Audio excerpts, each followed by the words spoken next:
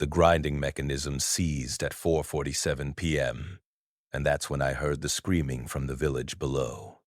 I was 80 feet up in the observation platform of the Harrington Mill, my gloved hands covered in turbine grease, when the first plume of black smoke rose from the direction of Main Street. The ancient windmill creaked and groaned around me as the massive blades caught the November wind, their rhythm as familiar to me as my own heartbeat after 3 years of maintaining this converted monument.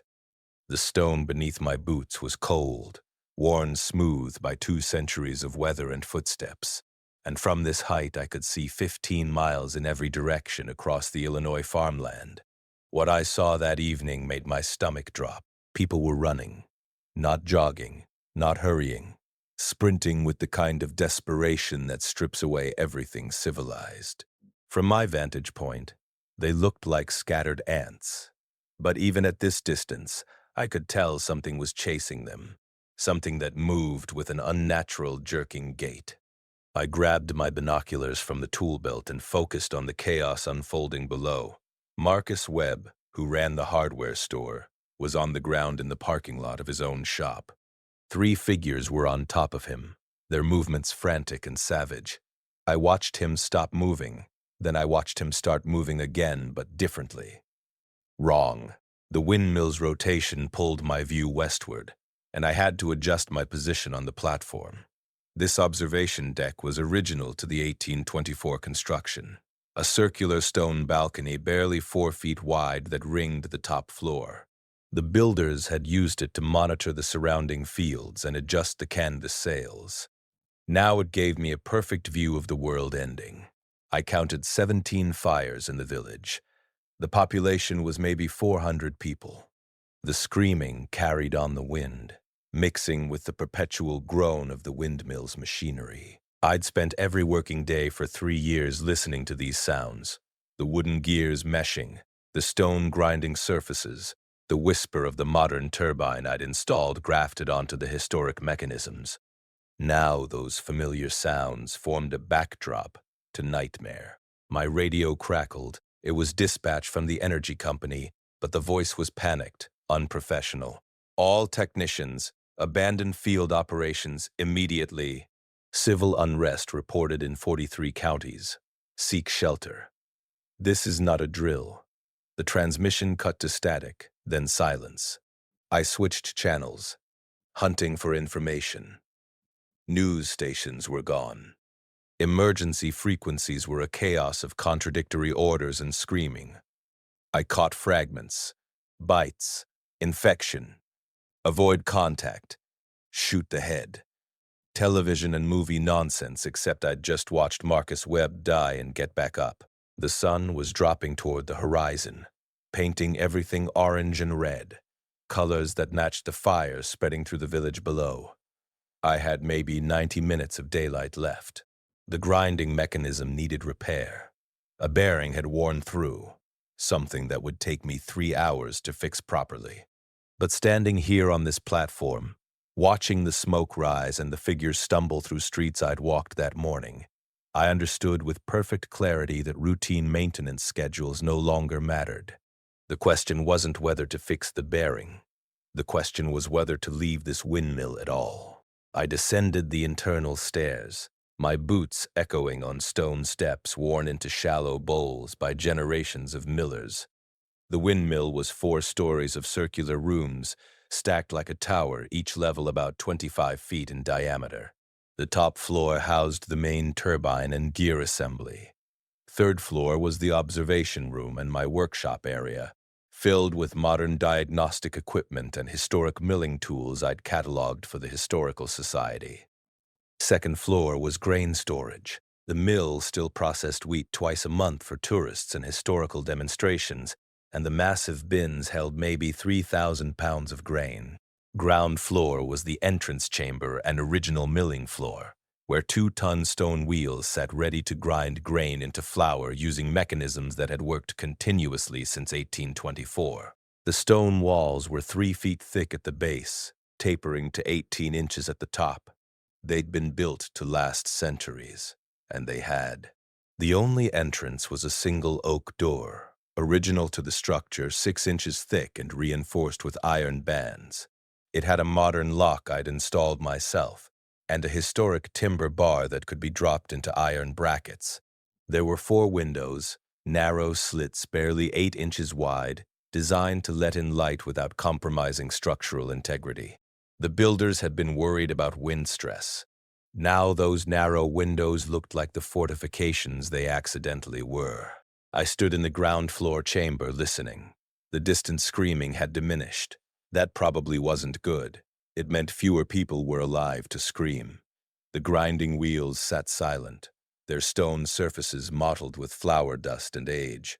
I demonstrated them just yesterday for a school group, explaining how the kernels got caught between the rotating surfaces, how the adjustable gap controlled the flour fineness, how this same mechanism had fed communities for 200 years.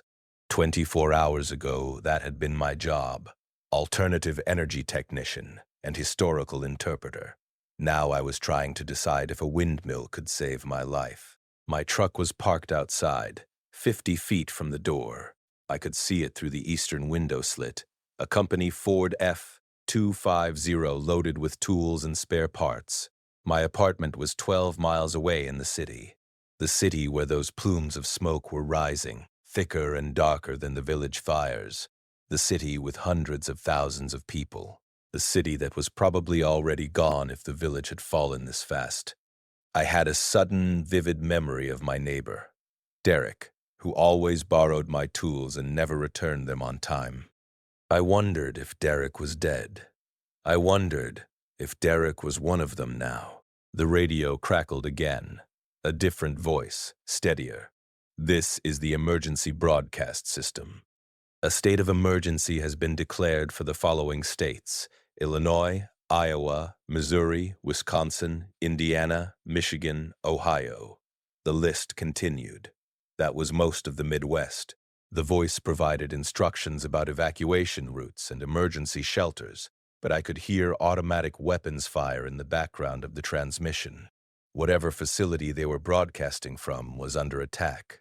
The message cut off mid-sentence. I made my decision. I went to the truck. The November air was cold and sharp, carrying the smell of burning plastic and something else, something organic and wrong.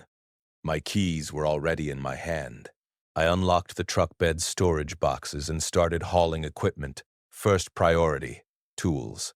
I grabbed my entire rolling toolbox, 6 drawers of everything I needed to maintain turbines and machinery. 2 trips carried it inside. Next, materials. Copper wire, electrical components, spare bearings, lubricants, sealants. I'd been planning to restock after this week's maintenance route. That wasn't happening. I took everything, making trip after trip, my eyes constantly scanning the access road that led to the windmill. The road stayed empty. The mill sat on a low hill, isolated from the village by half a mile of open farmland. It had been built here for the wind exposure, elevated to catch the constant prairie breeze. That isolation had always felt peaceful. Now it felt like salvation. I grabbed my emergency supplies, first aid kit, weather radio, flashlight, batteries. The truck had a case of bottled water I'd bought 3 days ago. I hauled it inside. There was a gas station sandwich I'd forgotten about in the front seat, already getting stale. I took it anyway. In the glove compartment, a utility knife, a road atlas, insurance papers that no longer mattered. The sun was noticeably lower. I had maybe 40 minutes of good light remaining. I looked down the access road toward the village and saw figures emerging onto the main highway. Their movement was distinctive now, that lurching, relentless gait. They weren't headed toward the mill, not yet. They seemed to drift without immediate purpose, following sounds or motion. I watched one of them. It might have been Sandra from the post office, but I couldn't tell.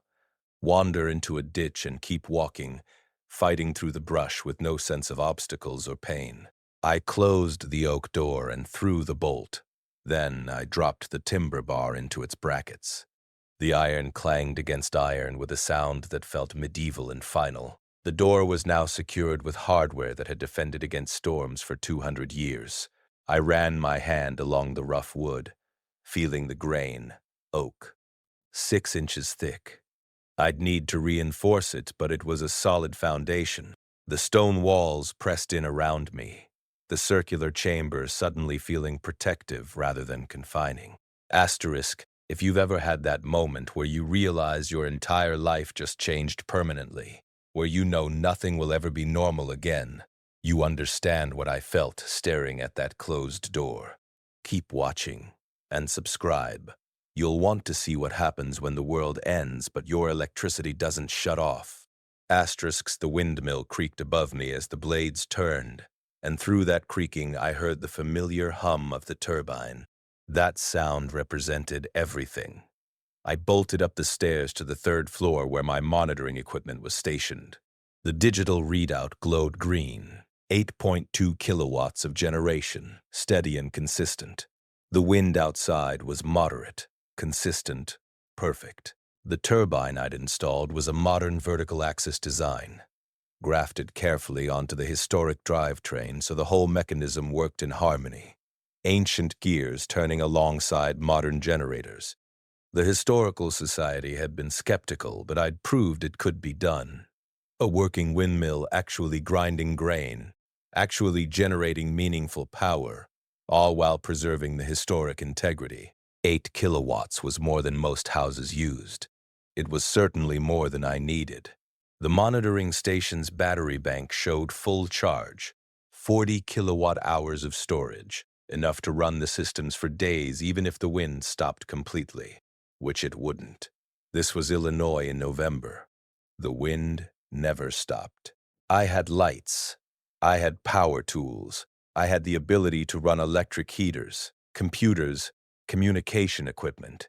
I had the one thing that everyone else was about to lose: electricity. Reliable, continuous, independent electricity. The reality of that advantage was staggering. I pulled out my phone. No service. I tried texting my brother in Colorado. Message failed. The cell networks were probably overloaded or already down. But the windmill's power wasn't connected to any grid. It wasn't dependent on any infrastructure. The wind blew, the blades turned, the turbine generated, the batteries stored. It was a closed loop that had nothing to do with civilization, which meant it would keep working after civilization stopped. I needed to think systematically. Survival basics, shelter, water, food, defense, shelter handled. I was inside a stone fortress that had weathered 200 years of storms. Water problem. The windmill had no plumbing. I'd always brought water bottles or used the facilities in the village. I had the case from my truck, maybe 5 gallons total. That would last me less than a week even with strict rationing. Food. Bigger problem. I had a stale sandwich, a protein bar from my toolbox, and approximately 3,000 pounds of unmilled wheat in the storage bins upstairs. The wheat situation was actually interesting. The grain was technically owned by the Historical Society, kept on hand for demonstration purposes.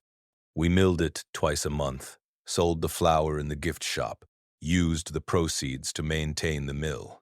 I knew exactly how to operate the grinding mechanism. I'd done it dozens of times. Wheat kernels in the hopper, adjust the gap between the stones, let the wind power the gears, collect the flour. The process was medieval, unchanged in fundamental design for millennia. But it worked. People had survived on stone-ground flour for thousands of years. I could theoretically do the same, but I'd need water to make bread. I'd need yeast. I'd need cooking equipment. And more immediately, I'd need to finish the bearing repair so the grinding mechanism actually worked. Defense was the variable that scared me. I had no weapons. I'd never needed weapons. I was a technician who maintained historical equipment and renewable energy systems. My closest equivalent to a weapon was a pry bar in my toolbox.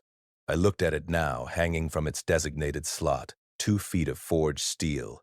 It was designed to pull apart bearings and separate stuck components. I supposed it could crack a skull. I hoped I wouldn't need to find out. The light was fading fast. I went to each window slit looking out at the darkening landscape. Fires still burned in the village. I could see shapes moving between buildings, at least 30 of them visible from my vantage points. None were coming toward the mill.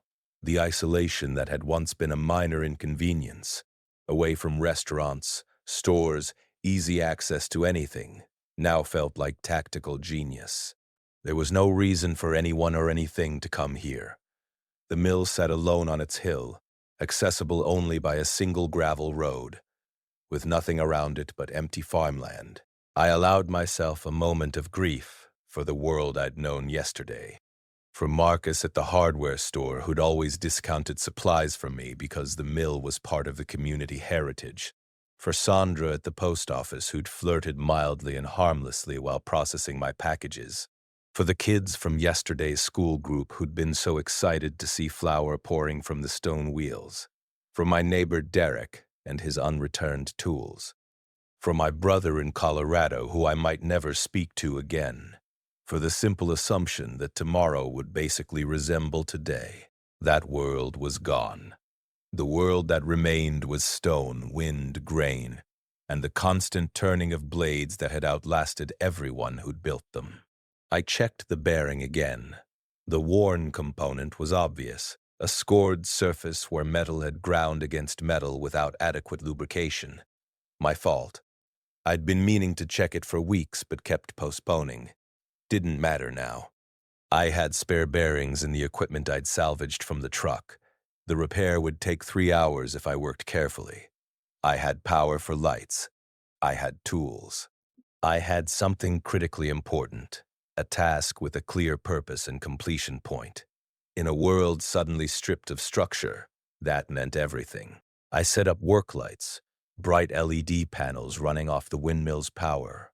The third floor lit up like a surgery theater, harsh white light throwing sharp shadows across the wooden gears and iron bands.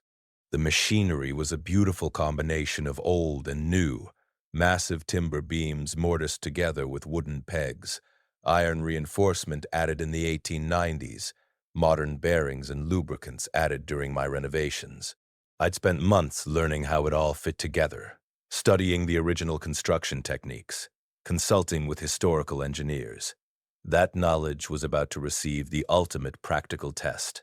I started disassembly. The bearing sat at a crucial junction point where the vertical drive shaft from the windmill blades connected to the horizontal grinding shaft. Everything transferred through this point. All the energy captured by those massive blades, all the rotational force, all the power that would grind grain into flour. The bearing had to be perfect. I removed the retaining bolts, cataloging each size and position. The old bearing resisted, seized partially in place. I used penetrating oil, letting it soak. While I waited, I prepared the replacement, checking measurements, verifying compatibility. The windmill creaked and groaned around me, alive with motion. The blades outside were rotating maybe 8 times per minute, slow and steady. That rotation transmitted through the main shaft into the gear system that stepped up the speed for the turbine and stepped it down for the grinding wheels. The whole building was fundamentally a machine. Every timber and stone placed to transfer and control rotational energy. Working inside it felt like being inside the mechanism of a clock, surrounded by purpose-built components all serving a single function. The old bearing finally came free. I examined it in the LED light, seeing where the surface had degraded, where heat had discolored the metal. Another month and it would have failed completely, probably seizing the entire drivetrain. I'd gotten lucky with the timing, though. Lucky felt like a strange word to apply to a day when the world ended. The new bearing slid into position perfectly. I torqued the bolts to specification, applied fresh lubrication, checked the alignment twice. The repair took 2.5 hours of focused work, my hands moving through familiar motions while my mind tried to process the larger reality. When I tested the mechanism, the grinding shaft turned smoothly, the wooden gears meshing with their characteristic rumble. The building's creaking changed subtly in tone as the drivetrain came back into balance. I'd heard these sounds so many times I could diagnose problems by audio alone. Everything sounded correct. The mill could grind grain again, which meant I could eat, eventually. It was fully dark outside now. I killed the work lights and let my eyes adjust. The night pressed against the narrow window slits, complete except for the fires still burning in the village. There were more fires now, or maybe the existing ones had spread. I counted 23 distinct blazes. The village was burning itself out.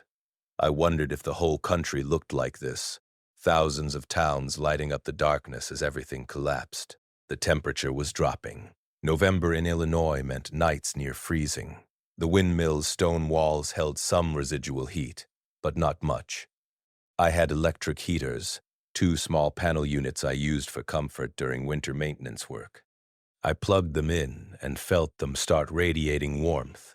8 kilowatts of generation meant I could run both heaters, all my lights, power tools, and still have capacity to spare.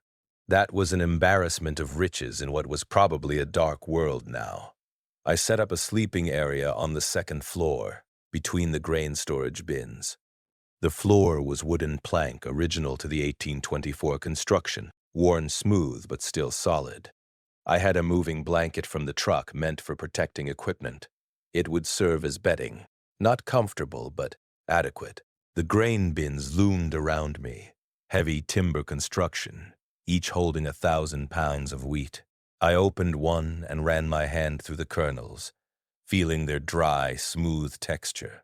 This grain would keep me alive if I could figure out the rest of the survival equation. Sleep was impossible. I lay on the moving blanket, feeling the vibration of the machinery through the floor, listening to the wind and the creaking and the distant sounds that might have been screaming or might have been imagination. My mind wouldn't stop calculating. Water was the immediate crisis. The bearing repair had been urgent, but the water situation was critical. 5 gallons, maybe less. A week at absolute most. Then what? There was a pond about a quarter-mile away, on the neighboring property. I'd seen it from the observation platform countless times. A small farm pond, maybe 50 feet across. Ponds meant stagnant water, bacteria, parasites. But I had power, which meant I could boil water. The windmill's milling floor had a fire pit, not original, but installed by the Historical Society for demonstrations of historic cooking. I could build fires, boil water, purify it, if I could get to the pond, if it wasn't frozen. If the route wasn't crawling with those things. My mind spun through scenarios until exhaustion finally pulled me under into restless sleep, filled with the sound of grinding stone and screaming.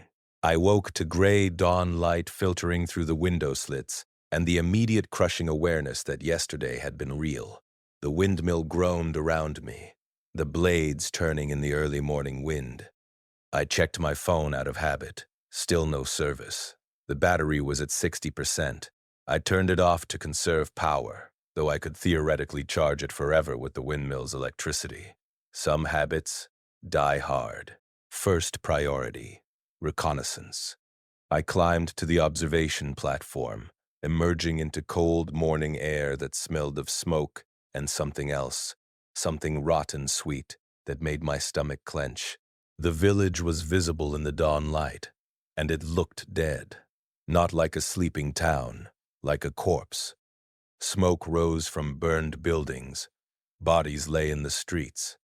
And between the bodies I counted at least 40 figures still moving with that distinctive jerking gait. They seemed more active now, maybe responding to the light, wandering with aimless persistence. The farmland around the windmill was empty. Nothing moved except wheat stubble bending in the wind. The access road was clear. The pond was visible to the northeast, a dark circle in the gray landscape. No movement around it. The highway beyond the village had abandoned cars visible even at this distance, a scattered line of stopped vehicles. Some were burned. I trained my binoculars on them and saw shapes moving between the wrecks. This was the new world, The dead outnumbered the living, and the rules I'd known for 32 years no longer applied. I descended and took inventory properly. The task gave structure to the day, a systematic accounting of resources that was both practical and psychologically necessary. I cataloged everything I'd brought from the truck, everything already in the windmill, every potential resource or tool. Tools. Complete. I had everything needed for mechanical repair, electrical work, and basic construction. Fasteners, adhesives, cutting tools, measuring instruments. I could build or fix almost anything within the windmill's walls. Power, excellent. The turbine was generating 7.8 kilowatts in the morning wind, and the battery bank remained full. I had functionally unlimited electricity for anything I needed. Shelter. Optimal. Stone walls, solid door, defensible position. Weatherproof, windproof, and apparently zombie-proof if they never tried to attack it. Food. Complicated. 3,000 pounds of wheat kernels. Edible, nutritious, but raw wheat is barely digestible. I needed to process it. The milling equipment worked now so I could make flour. But flour alone wasn't a complete diet. I'd need protein, vegetables, variety. Long-term, I'd face malnutrition. Short-term, I could survive. Water. Critical failure. 4.5 gallons remaining, maybe 3 days at rationing. Then I'd have to venture to the pond or die of thirst. No alternative. Defense. Inadequate. 1 pry bar. A windmill full of tools that could theoretically serve as weapons. Hammers, chisels, heavy wrenches.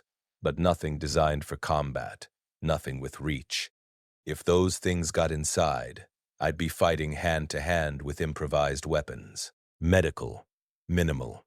Basic first aid kit with bandages, antiseptic pain relievers. Nothing for serious trauma. If I got badly injured, I'd probably die. Communication. Failed. No cell service, no internet, no contact with the outside world. The radio picked up only static on most frequencies. I'd heard a few fragmented transmissions overnight, mostly automated emergency broadcasts, but nothing current. The inventory took 2 hours and left me with a clear picture.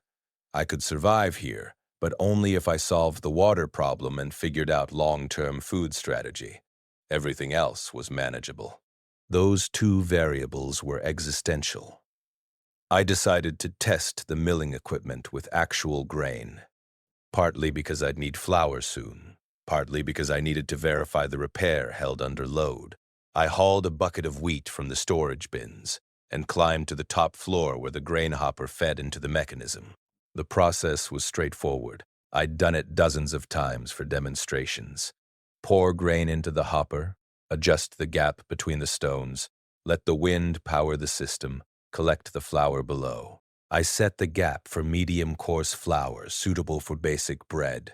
The wheat kernels poured from the hopper onto the upper grinding stone. The mechanism engaged with a rumble that vibrated through the entire structure. The stones were massive. Each one probably weighed 2 tons, quarried limestone with precisely cut grinding surfaces. The upper stone rotated slowly, maybe 30 RPM, driven by the wind through that complicated drivetrain I'd just repaired. Wheat got caught between the stones, crushed and ground into progressively finer powder, worked outward by centrifugal force toward the collection channel. The sound was primal and satisfying, stone against stone, grain being reduced to flour. This was technology that predated written history, fundamentally unchanged since humans first figured out that ground grain was more digestible and versatile than whole kernels. I was using wind power to turn stones that were processing grain in exactly the way it had been processed for millennia. The continuity felt important somehow, a connection to every human who'd ever had to figure out how to eat. Flour began pouring from the collection spout. It was cream-colored, still warm from the friction of grinding, smelling fresh and slightly sweet. I caught it in a plastic bucket, watching it accumulate. 1 bushel of wheat produced about 45 pounds of flour. I had maybe 60 bushels in storage. That was 2,700 pounds of potential flour. If I could eat a pound of flour equivalent per day, mixed with water into flatbread or porridge, I had over 7 years of food in those storage bins. 7 years. The number was absurd and comforting. I wouldn't starve. Malnutrition might eventually get me, scurvy or some vitamin deficiency.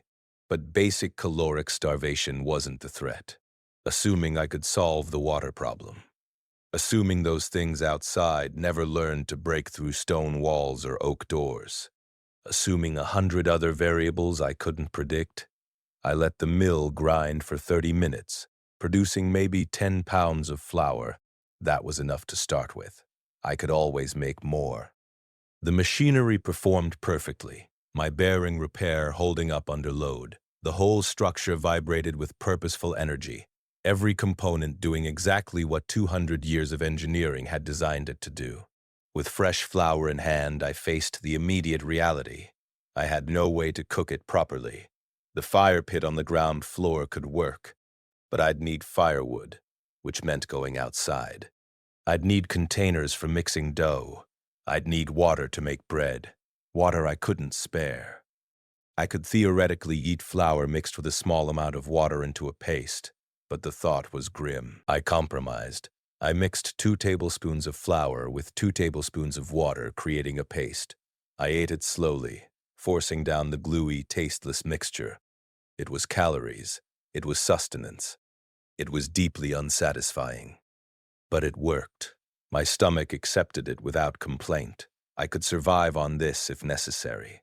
The morning passed in maintenance tasks and nervous observation.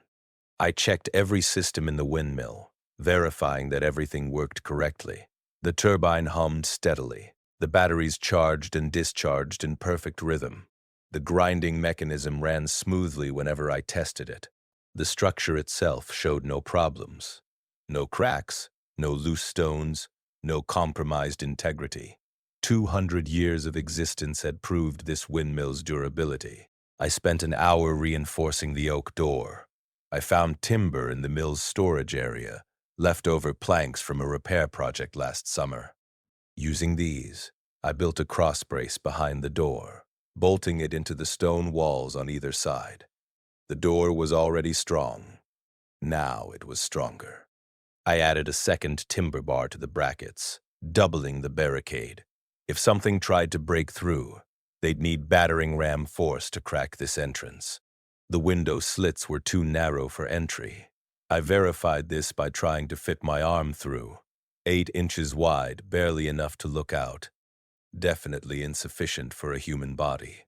They were structural necessities, designed to minimize wind resistance while providing light. Now they were perfect defensive features, allowing observation without vulnerability. By early afternoon, I'd done everything productive I could inside the windmill. The water situation remained critical. I had maybe 3 gallons left. 2 days, possibly 3. I stood at the eastern window slit, staring toward the pond, trying to gather courage for what I knew I had to do. The pond sat across empty farmland, maybe a 1/4 mile of open ground. From the observation platform, I could see the entire route. No cover, nowhere to hide, but also perfect visibility. If anything was out there, I'd see it coming. The distance was walkable in 5 minutes at a normal pace.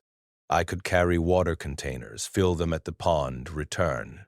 10 minutes total exposure, maybe 15 to be safe. Manageable risk, except manageable assumed those things were slow, stupid, and uncoordinated. I'd watched them yesterday, seen their lurching movement and aimless wandering, but I didn't actually know their capabilities. Could they run? Could they coordinate? Did they respond to sound or only sight? I had assumptions based on television and movies, but those were fiction. This was reality, and reality might have different rules. I prepared for the expedition with obsessive care. I filled every container I could find. 2 5-gallon buckets, 3 plastic water jugs, a large cooking pot. Empty, I could carry all of them. Full, I'd be hauling maybe 50 pounds of water. My truck keys went in my pocket. Though I didn't plan to use the vehicle, the sound would attract attention. The pry bar went in my other hand, 2 feet of steel that could serve as weapon or tool. I stood at the door, hand on the bolt, trying to force myself to act. Fear is a useful thing. It keeps you alive, but too much fear is paralysis.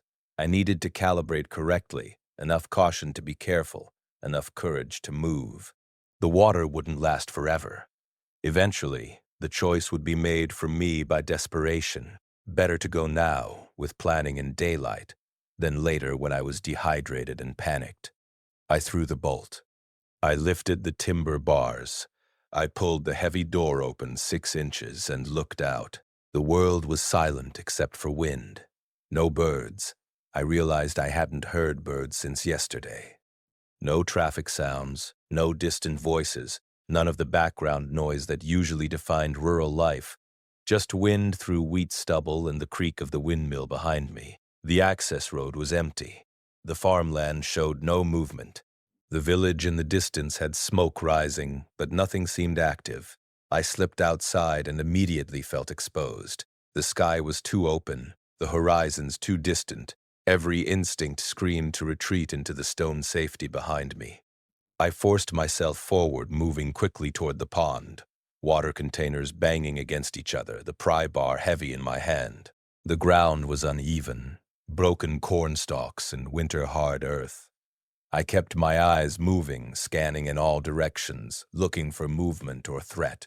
The wind was cold on my face. My breathing was too loud. Every few steps, I glanced back at the windmill, watching its blades turn with that slow, patient rhythm. Halfway to the pond, I saw the first body. It was in a shallow ditch, partially hidden by dead weeds. Male, maybe 40 years old, wearing farming clothes. His throat was torn out. The blood was dried, almost black. He wasn't moving, which meant he was actually dead, not undead. Something had killed him and he'd stayed dead. That was information. Not everyone who died came back. Or maybe they came back later. I didn't know the rules. I gave the body a wide berth and kept moving. The pond was ahead, dark water reflecting gray sky. No movement around it, no sounds.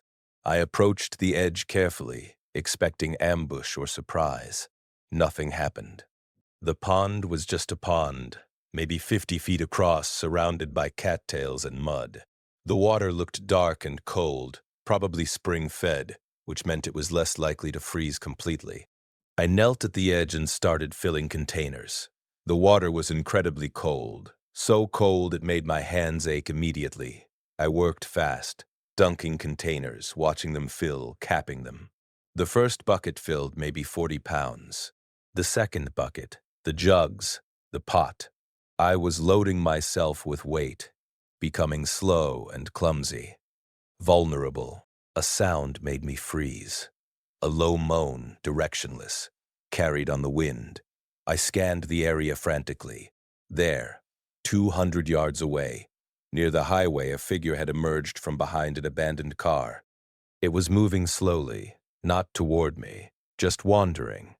But it was between me and the windmill. I had to decide immediately.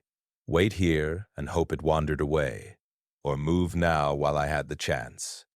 The water containers were full. I was exposed. Every second increased the risk. I moved. I grabbed the buckets in one hand. The other containers looped over my arm. The pry bar gripped awkwardly. The weight was enormous. Maybe 60 pounds of water in containers. I started toward the windmill, moving as fast as the weight allowed, which wasn't fast enough. The figure's head turned. It had seen me, or heard me. The water was sloshing loudly, the containers banging together. The figure changed direction, now moving directly toward me. That shuffling, jerking gait, but with purpose, coming for me. The windmill was 150 yards away. The figure was maybe 200 yards, but at an angle. Basic geometry said I'd reach the door first, but not by much. I kept moving, the weight dragging at my arms, my breath coming in gasps. Don't run, I told myself. Running would make noise, attract more of them. Just walk fast. Keep moving. Another figure appeared, this one closer, emerging from the ditch near where I'd seen the dead farmer. It was the farmer. He was moving now, animated by whatever force drove these things. His torn throat gaped as he lurched toward me. He was close, maybe 50 yards. I ran. The water sloshed and spilled, containers banging against my legs. The pry bar swung wildly. My lungs burned. The windmill door was ahead, still open from when I'd left. Stupid, I should have closed it behind me. Now anything could get inside.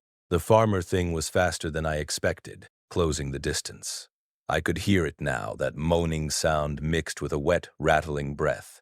30 yards to the door, 20 yards. The thing was 10 yards behind me, reaching with hands that were caked in dried blood. I hit the door at full speed, slamming into the oak with my shoulder. Water containers crashed to the floor. I spun, swinging the pry bar wildly. The farmer thing was right there, in the doorway, reaching for me.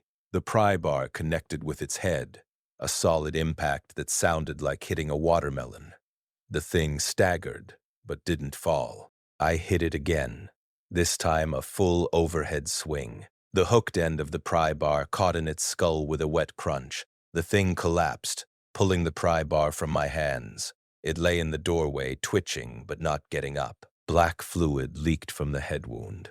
I didn't wait to see if it was finished. I grabbed the door and swung it closed with all my strength, slamming into the body in the doorway, forcing it outside. The oak door was heavy enough to push the corpse clear. I threw the bolt, dropped the timber bars, and then collapsed against the stone wall, gasping. The door shuddered as something hit it from outside. The other figure had arrived. It was pushing against the oak, moaning, a sound that carried through the 6-inch thickness like a nightmare whisper. I could hear hands scraping on the wood, nails dragging across the grain. The door didn't budge. The timber bars held. The stone walls stood silent and impenetrable. I stayed on the floor for a long time, listening to that thing outside trying to get in, listening to my own heartbeat slowly returning to normal.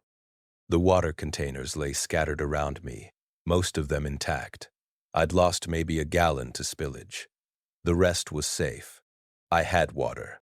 The thing outside the door kept trying for 3 hours. I listened to every scrape, every thump, every moan, while I sat on the stone floor with my back against the wall and my hands still shaking. The sound was relentless, mindless, a mechanical persistence that was somehow worse than rage or intelligence would have been. This thing didn't get tired. It didn't get bored. It just kept trying to get in because I was in here and it was out there. Eventually, the sound stopped. I waited another hour before climbing to the observation platform to check. The farmer thing was gone, wandered off somewhere. The access road was empty. My pry bar lay in the dirt near the door, covered in black fluid and what looked like bone fragments. I'd need to retrieve it eventually, but not today. Today I was staying inside where stone walls and oak doors kept the world at bay. I organized the water I'd salvaged, transferring it to cleaner containers, trying not to think about the bacteria and parasites probably swimming in every drop. Boiling was essential. I built a fire in the ground floor pit, using scrap wood from the mill's storage area. Broken pallets, damaged timber, debris that had accumulated over years of maintenance. The fire caught quickly, hungry flames that felt primal and necessary. I set a pot of pond water over the flames and watched it heat, small bubbles forming, then larger ones, then a full rolling boil that I maintained for 10 minutes. The boiled water tasted flat and slightly muddy, but it was safe. Probably, I hoped, waterborne illness would kill me just as surely as those things outside, and I'd have no medical intervention available. Every drink was a gamble I had to take. I rationed carefully. 1 gallon per day for drinking, cooking, and minimal hygiene. At that rate, my current supply would last a week. Then I'd need to venture out again. The thought made my chest tight. I spent the rest of that day in focused activity, channeling fear into productivity. The windmill needed to become more than temporary shelter. It needed to become home, fortress, and survival station. I started with basics, organizing supplies into logical storage areas, setting up a proper sleeping space with the moving blanket and some canvas tarps I found, creating a cooking area near the fire pit with stones arranged for pot stability. The grain bins on the second floor became my primary living space. The timber structures provided some sense of enclosure in the otherwise open circular room, creating alcoves that felt more secure than exposed floor. I moved my sleeping area between two bins, a space maybe 6 feet by 8 feet, just large enough for lying down and storing immediate supplies. The wood smelled like wheat and age, a scent that became my lullaby. Night fell again, my second night in the windmill, and the darkness was complete, except for my LED lights running off the turbine's power. That electricity felt like wealth beyond measure. I could have light whenever I wanted it. I could run heaters against the November cold. I could charge devices, power tools, operate equipment. In a world that had probably gone dark everywhere else, I had sustainable energy that would continue as long as the wind blew. I turned on a small radio, scanning frequencies obsessively. Most channels were dead static. A few carried automated emergency broadcasts, the same messages on loop, instructions for evacuations that had probably failed, directions to shelters that no longer existed. On AM 740, I caught something different, a human voice, live and raw. 17th day since Outbreak. We're at the Rockford Distribution Center. Approximately 30 survivors. Food supplies critical. Water adequate. Ammunition low. We've had 3 breaches this week. Tom didn't make it. Neither did Jessica. If anyone's hearing this, we're broadcasting on 7:40 a.m. and monitoring CB Channel 19. We need the transmission cut to screaming, then static, then silence. 17th day. That meant the outbreak had started more than 2 weeks before it reached this area. Somewhere, people had been dealing with this nightmare for over 2 weeks while I'd been maintaining windmills and worrying about bearing replacements. The world had been ending, and I hadn't known. How many other people had that experience, going about normal life right up until the moment horror arrived? I tried to respond on multiple frequencies, but my radio was receive only, a basic weather alert unit meant for monitoring storms, no transmission capability. I was isolated, unable to communicate, cut off from whatever remained of humanity. The windmill was a fortress, but it was also a prison. That thought kept me awake far into the night, listening to the stone walls creak and the blades turn, and the wind howl across empty farmland.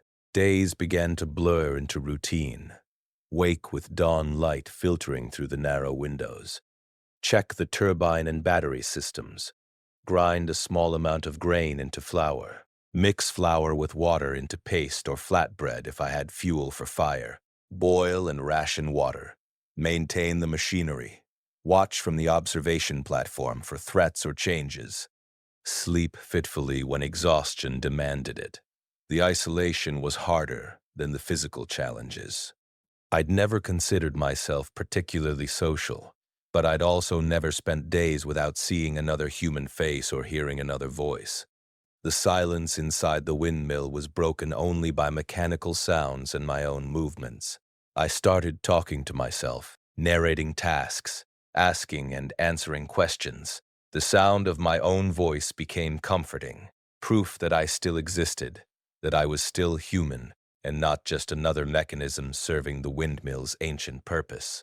On the 5th day, or was it 6th, time was getting slippery. I watched from the observation platform as a group of those things wandered past on the access road. There were 12 of them, moving in a loose cluster headed vaguely south. They showed no interest in the windmill, didn't even turn to look at it. To them, it was just a structure, inanimate and irrelevant. That was important information. They responded to movement, sound, maybe smell, but a silent, still building didn't register as food or threat. I started venturing out more carefully, learning the patterns. The things were more active during the day, wandering with that purposeless drift. At night, they seemed to slow down, becoming almost stationary. Temperature affected them. The colder it got, the more sluggish their movement. And they were stupid, fundamentally non-intelligent, operating on base instinct. If I moved quietly and kept distance, I was effectively invisible to them. This knowledge gave me confidence for supply runs. My truck sat 50 feet from the windmill door, still loaded with equipment I hadn't salvaged during that first panicked evening. I needed those supplies, especially the toolboxes in the cargo bed and the emergency equipment stored in the cab. On a cold morning with fog limiting visibility, I made my move. The pry bar was still where I'd dropped it, dried blood and tissue caked on the steel. I retrieved it first, moving in quick silence, ears straining for any sound of approach. Nothing moved in the fog. I reached the truck and unlocked it with hands that shook only slightly. The cargo bed yielded treasures: a second complete toolbox, electrical testing equipment, a coil of heavy rope, a tarp, and, unexpectedly valuable, a case of oil filters and lubricants I'd picked up for the truck but never installed. The cab had more: a flashlight, road flares, a first aid kit more comprehensive than the one I'd already salvaged, and in the back seat, a gym bag I'd forgotten about that contained workout clothes, a towel, and a water bottle. Normal life items that seemed surreal now. Had I really cared about working out? Had that been a priority just a week ago? I hauled everything inside in 3 trips, working fast, keeping the door open for minimum time. The accumulated supplies transformed the windmill's interior from bare shelter into actually equipped survival station. I now had redundancy in tools, medical supplies, materials. If something broke or wore out, I had replacements. That margin of error felt enormous. Asterisk, you're probably wondering how long a person can actually survive like this, completely alone in a fortress made of stone and wind.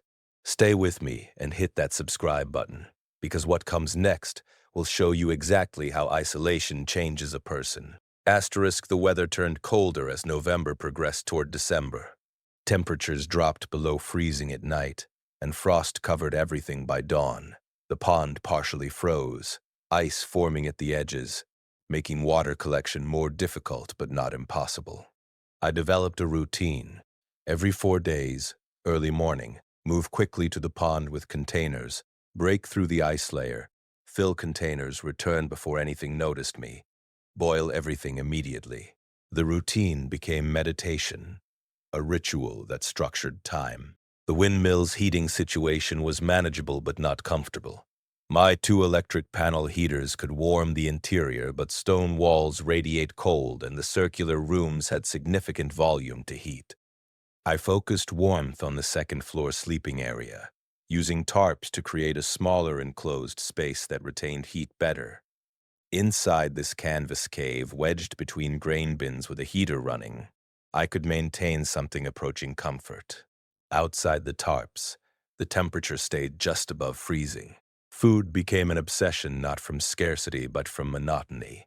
I had effectively unlimited flour, but flour alone is desperately boring. I ground grain daily, experimenting with different textures, coarse for porridge, fine for flatbread, everything in between.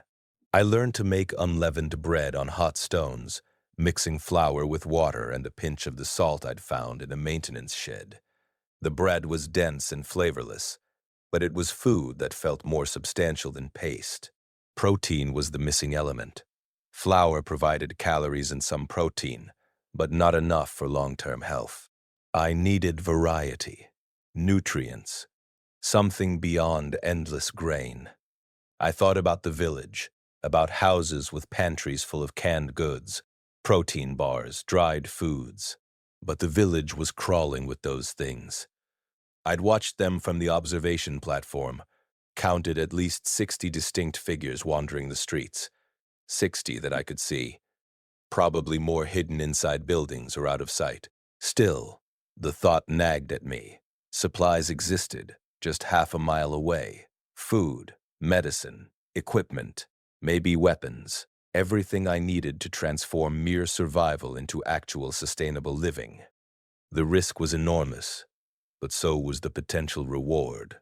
I spent days planning, mapping sightlines from the observation platform, identifying the closest structures, planning routes.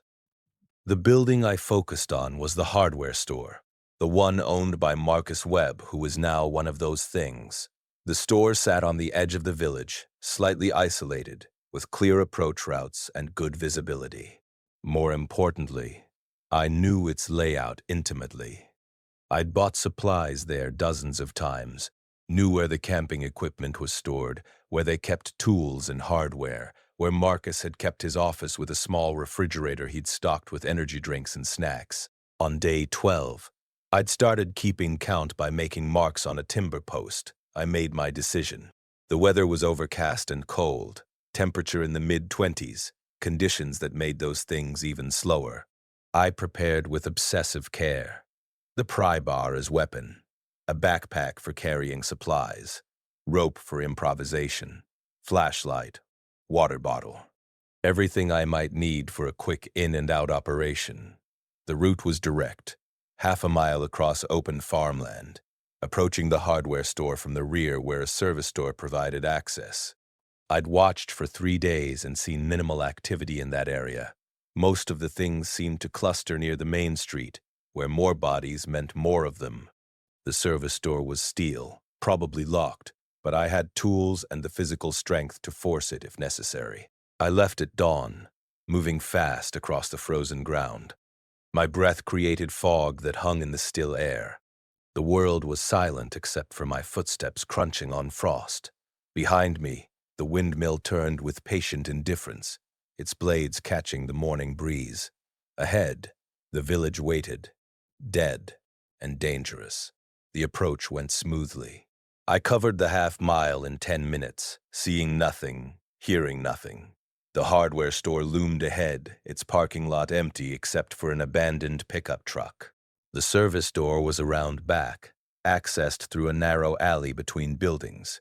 I entered the alley carefully, pry bar ready, every sense straining for warning. The door was locked. I examined it quickly. Standard commercial lock, steel frame, solid, but not extraordinary. I had a pry bar and leverage. I wedged the hooked end into the gap between door and frame near the lock mechanism and pulled with all my strength. The metal groaned. I adjusted position and pulled again. Something inside the frame cracked.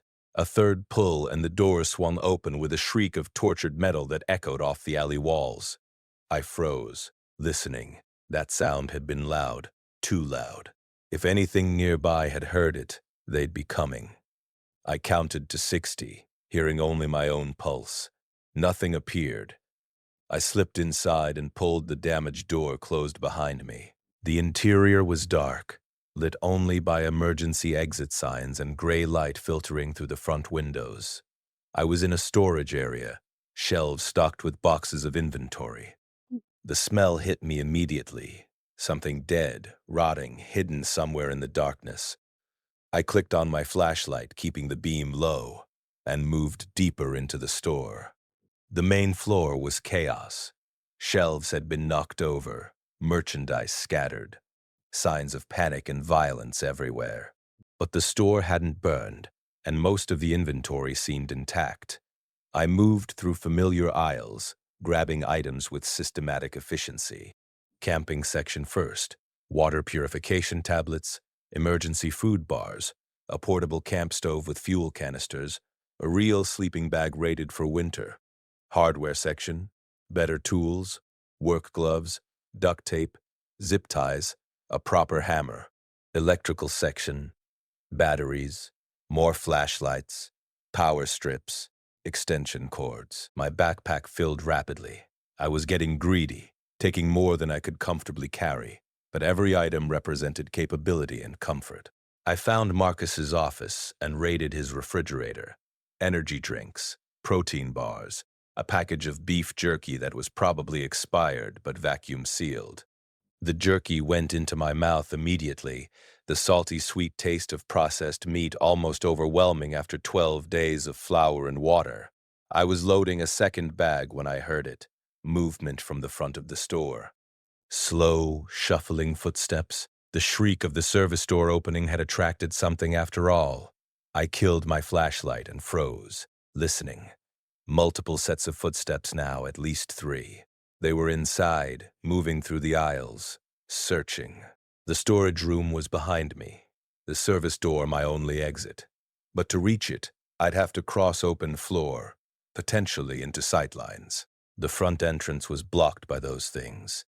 I was trapped in the middle, laden with supplies, with limited options. I made a decision.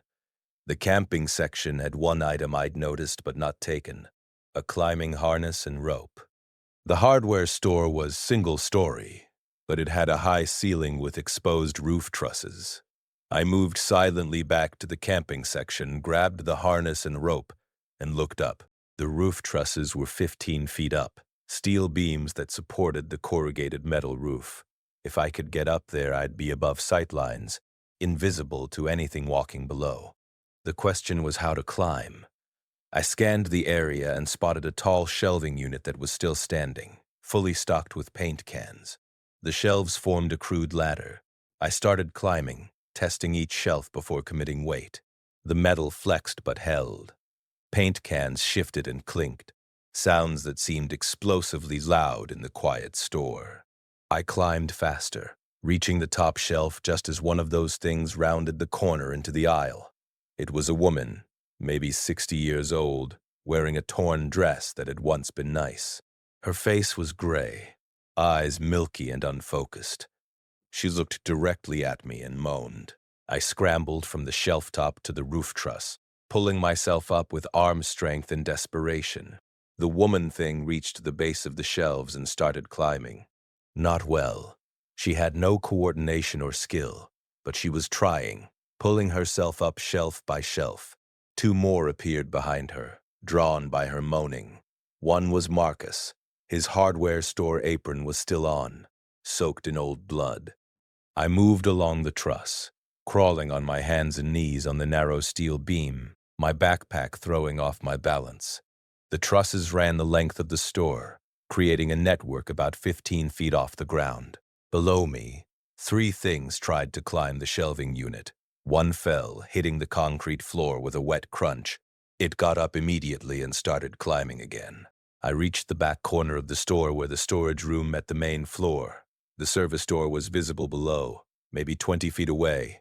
If I could drop down, I could sprint for the exit, but those things were between me and the door. If I dropped into the middle of them, they'd be on me before I could escape. I needed a distraction. I dug through my backpack and found a handful of items. A flashlight, some batteries, a coil of wire. An idea formed. I turned on the flashlight, wedged it into the coil of wire to keep the button pressed, and threw the whole assembly as hard as I could toward the front of the store. It hit the ground near the front entrance, the bright LED beams spinning across the floor. All 3 things turned toward the light. They moved away from the shelves, drawn to the sudden stimulus. I didn't hesitate. I dropped from the truss, landed hard on concrete, rolled to absorb impact, and sprinted for the service door. Pain shot through my ankle. I twisted it on landing, but adrenaline kept me moving. I hit the service door at full speed, slamming it open. The damaged frame barely slowed me.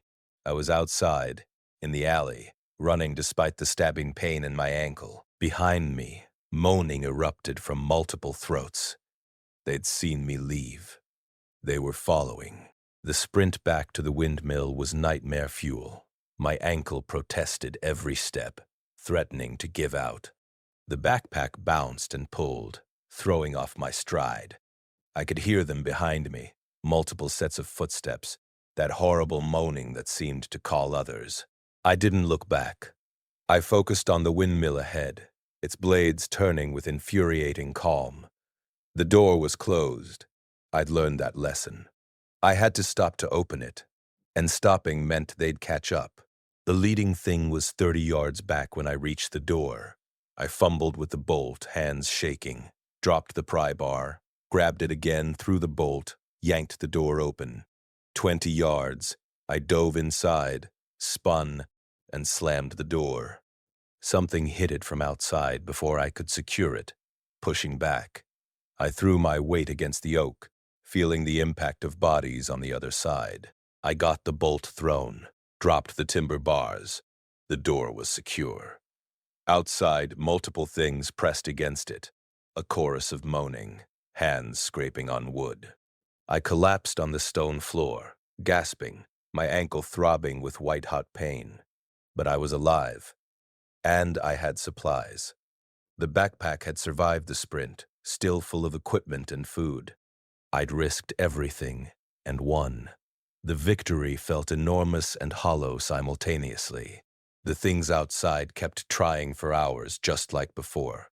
I sat with my back against the grain bin, elevated my swelling ankle, and ate a protein bar while listening to dead hands scraping on my door.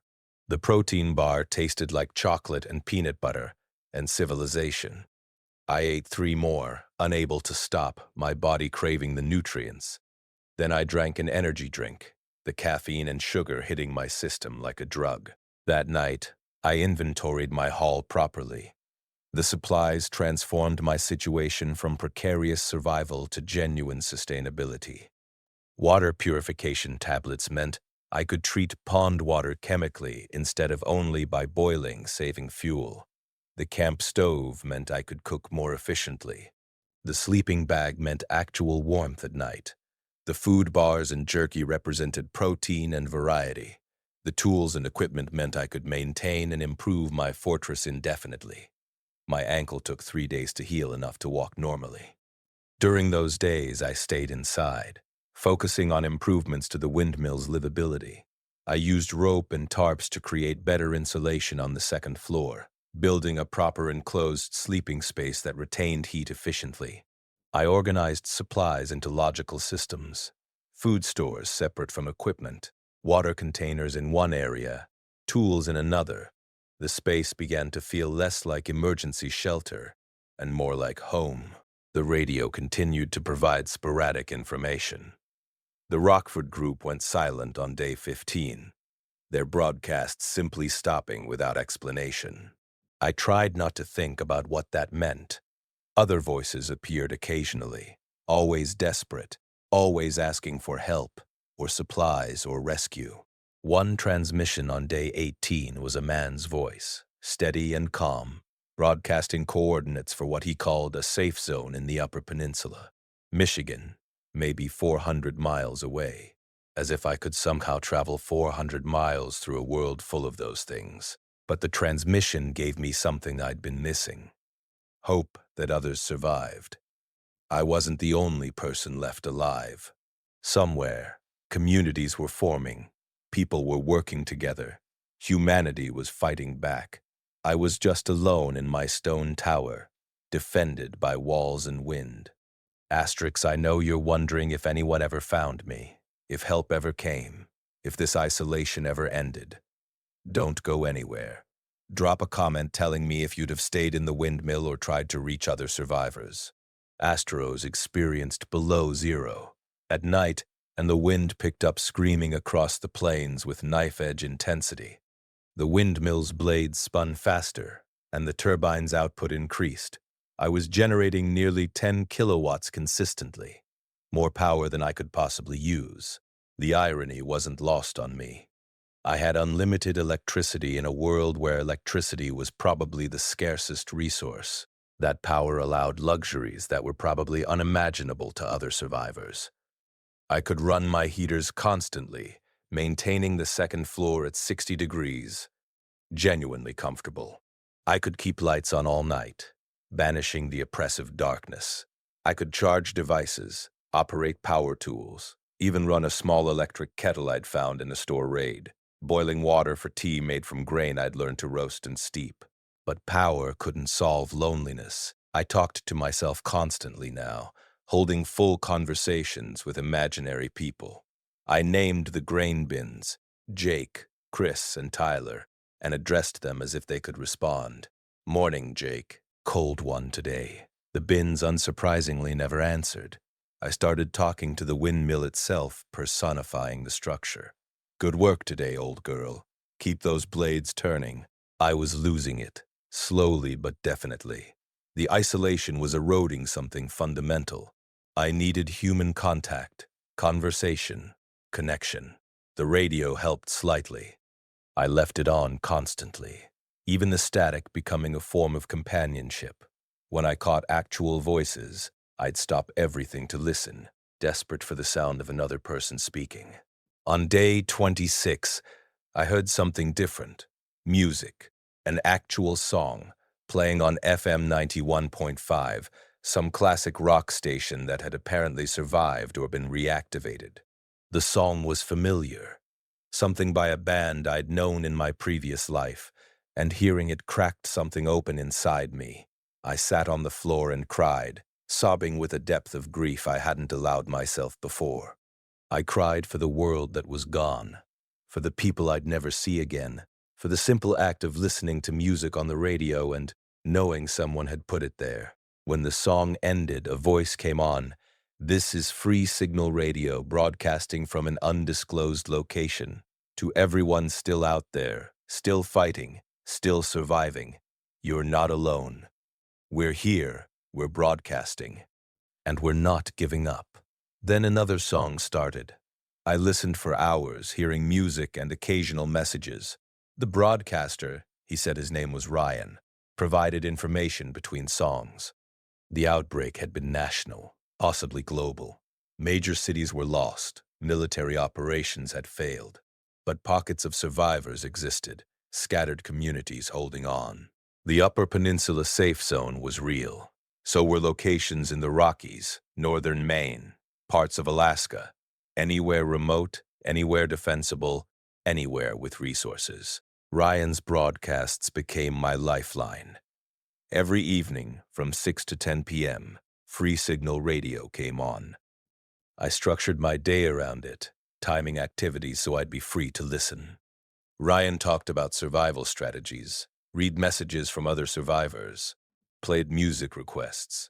He created the illusion of community, connection across the wasteland. I tried to reach him. I'd salvaged a CB radio from my truck and spent days rigging an antenna system using the Windmill's metal structure.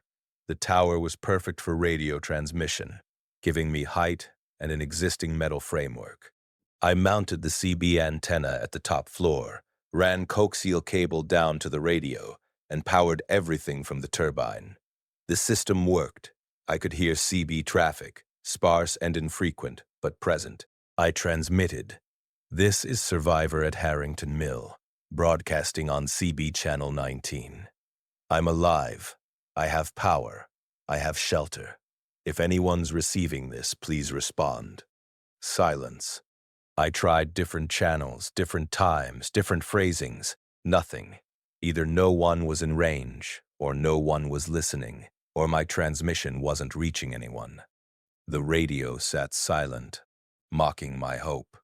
But I kept trying. Every day, multiple times, I'd broadcast my message. The act of trying felt important, proof that I hadn't given up, that I still wanted connection. The windmill became a lighthouse of sorts, sending out signals that might reach no one, might save no one, but still broadcast hope into the darkness. Winter deepened. Snow fell, covering the landscape in white that made spotting those things easier. They showed up as dark shapes against pristine white, visible from the observation platform at considerable distances. The cold affected them severely. They moved even more slowly in sub-zero temperatures, almost freezing in place when the temperature dropped below -10. But they didn't die. They just slowed down. When temperatures rose, they sped up again. They were fundamentally resilient, capable of surviving conditions that would kill living humans. I watched one of them get buried in a snowdrift during a blizzard, disappearing completely under 3 feet of snow. 5 days later, when the snow partially melted, the thing emerged and resumed wandering. It had been frozen solid, and it didn't matter. That resilience was terrifying. It meant this wasn't a problem that would solve itself. The things wouldn't die of exposure or starvation. They'd persist indefinitely, however long dead tissue could maintain animation. Years, maybe. Decades. Forever, for all I knew. My own resilience was more questionable. The food situation remained adequate. I had years of grain, but monotonous. I'd eaten nothing but flour-based products for 6 weeks. My body was showing the effects: fatigue, weakness, probably malnutrition. The protein bars from the hardware store had run out. I needed variety, vitamins, nutrients I wasn't getting from wheat alone. I started planning another supply run, this time targeting a house instead of a store. Houses would have canned goods, preserved foods, maybe vitamin supplements. The risk was similar, but the reward was different. I chose a farmhouse about a quarter-mile from the Windmill, isolated and visible from the observation platform. I'd watched it for weeks and seen minimal activity. The run happened on day 34, during a cold snap that had the things moving at glacial speed. I approached carefully, found a basement window that was broken, slipped inside. The basement was dark and smelled of mildew, but it was empty of threats. The main floor was a different story. 2 things were inside, frozen in place by the extreme cold, standing like statues in the living room. I moved around them carefully, terrified they'd suddenly animate. The kitchen provided treasures: canned vegetables, canned soup, a jar of multivitamins, coffee, sugar, salt, spices.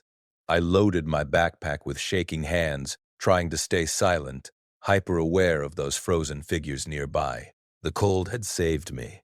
At normal temperatures, they'd have heard me immediately. I escaped without incident, hauling my prizes back to the Windmill in triumph. That night, I heated canned soup on my camp stove, mixed it with flour for substance, and ate until my stomach hurt. The soup had vegetables, salt flavor beyond endless bland grain. I felt like royalty. The vitamins were even more valuable. I started taking them daily, feeling my energy slowly return over the following weeks. The human body is resilient too, capable of recovery if given even minimal resources. Days turned to weeks, turned to months. January became February. The calendar marks on my timber post accumulated into a forest of scratches. I settled into deep routine, every day structured identically: wake, check systems, grind grain, prepare food, maintain equipment, exercise, monitor radio, broadcast my signal, watch from the observation platform, sleep, repeat endlessly. The sameness was its own form of torture, but it was also survival. Routine meant structure. Structure meant sanity. I clung to my schedule like a lifeline, terrified that without it I'd slip completely into madness. On day 63, everything changed. I was on the observation platform at dawn, conducting my usual scan of the area when I saw movement on the highway. Not the usual shambling of those things, organized movement, purposeful. I grabbed my binoculars and focused. Vehicles, 3 of them, moving slowly down the highway, navigating around abandoned cars. As I watched, they turned onto the access road leading toward the Windmill. They were coming directly toward me. My heart rate spiked. Survivors, or something worse. In 2 months of isolation, I'd imagined rescue countless times. I'd also imagined raiders, hostile survivors, people more dangerous than the undead.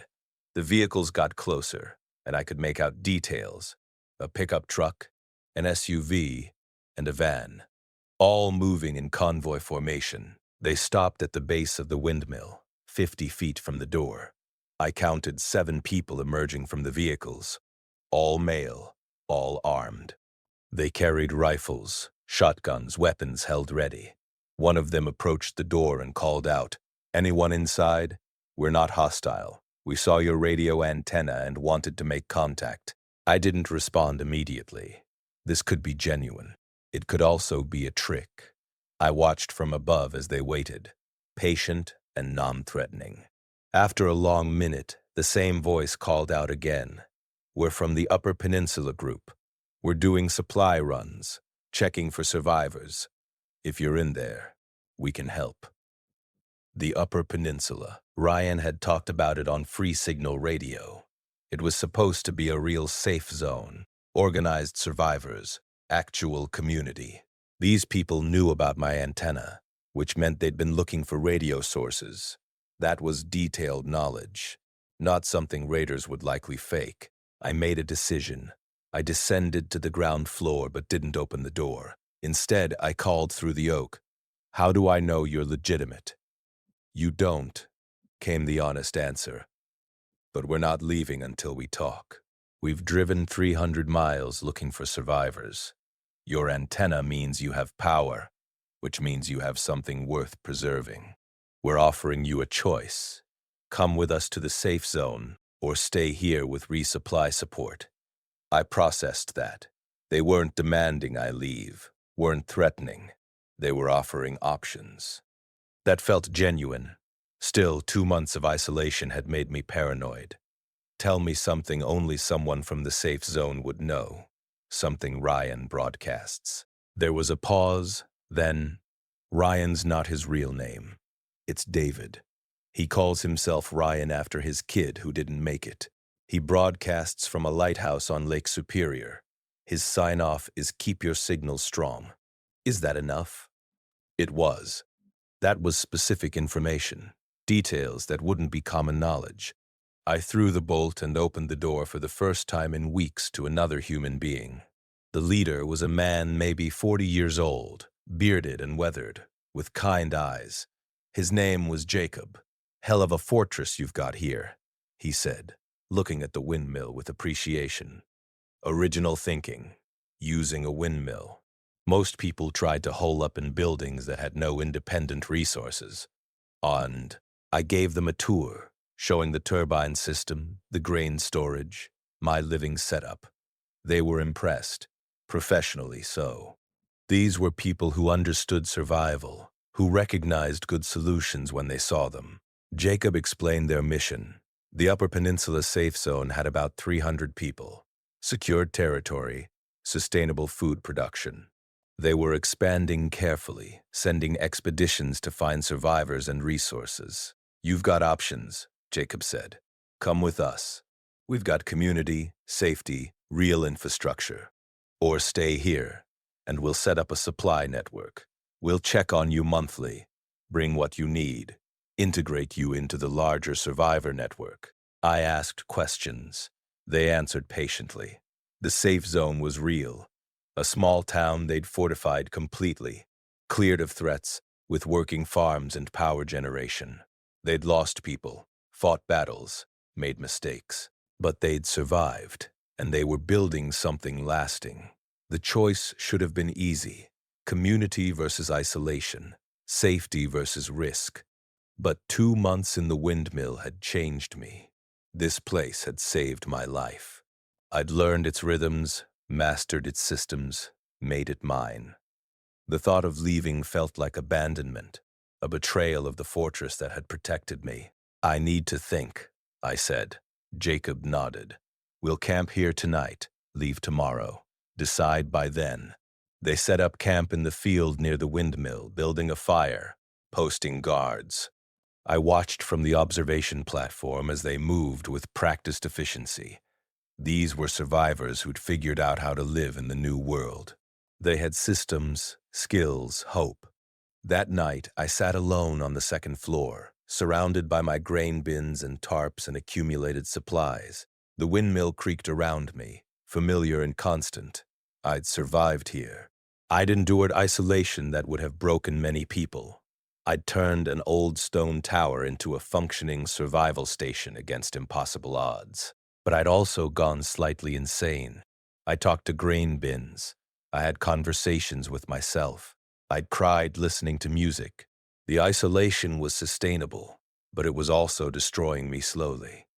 I could survive alone indefinitely, but I'd lose my humanity in the process.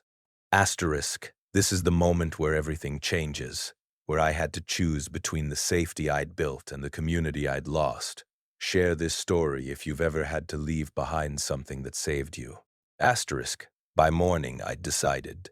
I found Jacob and said, I'll come with you, but I want to take the turbine. He raised an eyebrow. The turbine? I designed it, installed it, maintained it. It's mine, and your safe zone can use another power source. Jacob laughed. You're absolutely right. We'll send a team back with proper equipment to dismount it safely. You come with us now, guide them back later. Deal. Deal. I packed essentials. Tools, supplies, personal items. I left most of the grain, the grinding equipment, the structure that had saved me. I scratched one final mark on the timber post. Day 71. Then I walked out of the windmill for the last time, closing the oak door behind me. The convoy headed north, navigating through a dead world toward uncertain hope. I sat in the back of the SUV, watching the windmill shrink in the distance, its blades still turning, patient and eternal. That tower had stood for 200 years. It would probably stand for 200 more, indifferent to humanity's catastrophes. I'd survived because of isolation, engineering, and wind power. I'd endured because of routine, stubbornness, and stone walls. The world had ended, but some things, ancient structures, patient machinery, human resilience, persisted. The Upper Peninsula safe zone turned out to be real. 300 survivors living in organized community, farming and building and defending. They welcomed me, gave me a place, put my skills to use maintaining their power systems. I never got used to crowds, never fully recovered from the isolation, but I adapted. Humans do that. And sometimes on quiet nights I think about the windmill standing alone on its hill. I think about the blades turning, the turbine I left behind still generating power for nothing, the grain bins full of wheat no one will mill. I wonder if the windmill misses me, if ancient structures can feel abandonment. Probably not. It was just stone and wood and wind after all. But it saved my life, and I'll never forget the 71 days when a 200-year-old fortress and an alternative energy technician survived the end of the world together. If this story moved you, if you understood what it means to survive alone and then choose to live with others, share it. Someone else needs to know that survival isn't just about lasting. It's about staying human. And subscribe so you never miss stories of survival against impossible odds.